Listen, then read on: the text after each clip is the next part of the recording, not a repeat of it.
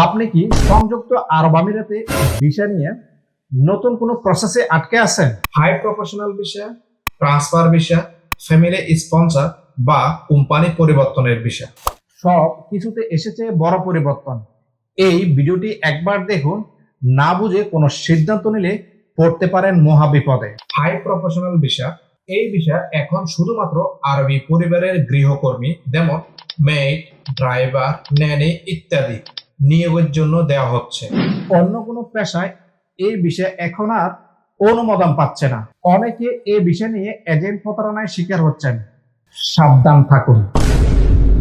আগে আপনি সহজে এক কোম্পানি থেকে অন্য কোম্পানিতে ভিসা ট্রান্সফার করতে পারতেন, বিশেষ করে যাদের নতুন পেশায় বা নন স্কিল কাজের জন্য আবেদন রয়েছে তাদের জন্য তো আরো কড়া করে। Income limit, housing documentation, Arabic medical form সবকিছুর যাচাই হচ্ছে কড়াকড়ি ভাবে। অনেক ক্ষেত্রে আবেদন করলেও আইডি আসতে অনেক বিলম্বিত হচ্ছে।